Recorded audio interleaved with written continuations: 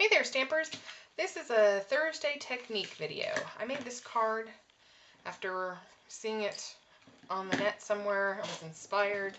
I loved it. I loved these little flowers, and I wanted to make them myself. I thought they were really cute. So it's really easy to do. So I just want to do a quick video to show you. This is made a lot easier if you have a quilling tool, which of course I do not because I'm cheap and I don't spend the money, but it really would be much easier.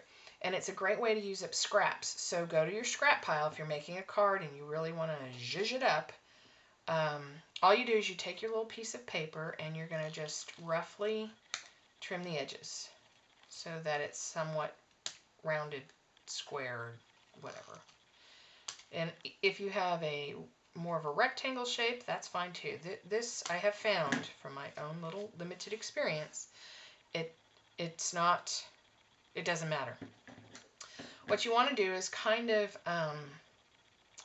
what I liked how all three of these turned out, because the center bit kind of recesses down and like a real flower would, and the outer petals are larger.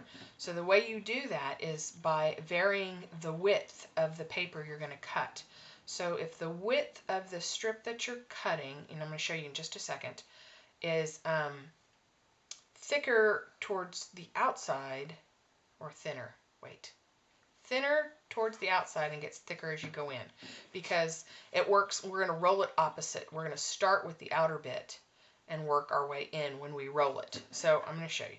You want to start kind of a thinner strip on the outer portion. This will not be the prettiest one because I'm just going to do it as a quicker flower. I think I made these, pretty tiny so that they would look right on the card, but for demonstration purpose. So then you're going to get thicker as you go towards the center.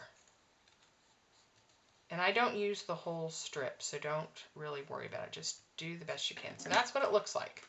That's all you're going to do, so you can see the shape doesn't really matter. One of the things I do is if you moisten the paper, this is really good.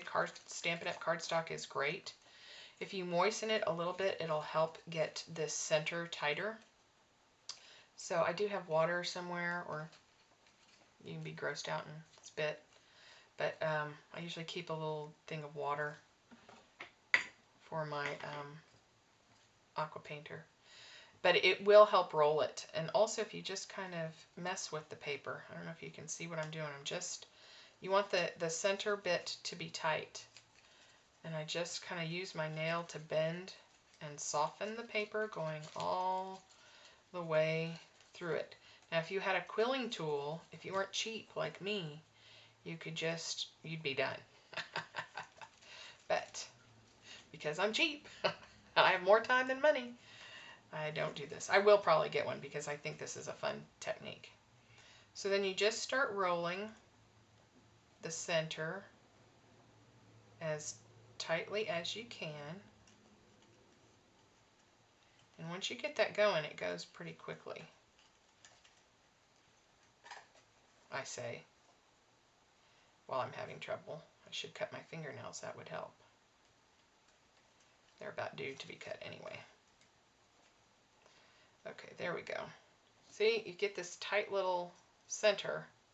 It will loosen. You don't have to worry about keeping it, but it will make the whole process easier. And if you soften this paper by manipulating it a little bit, it will soften it. So the quilling tool grabs that center bit and starts rolling it on a little thin piece of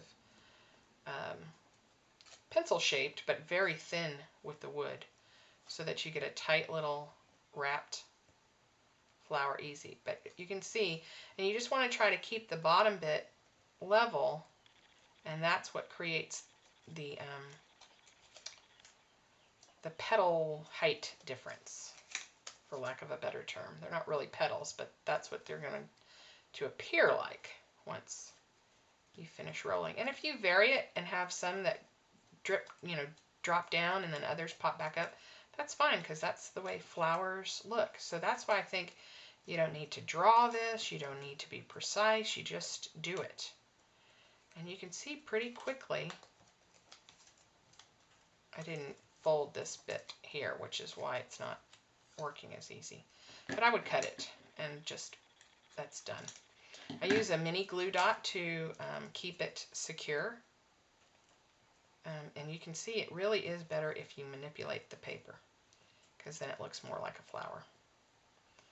But there you go. Probably can't see anything with my hands. So I would put a glue dot there to hold it, and it would keep it tight like these. And then once the glue dot's there, you can see the height difference. Let's see.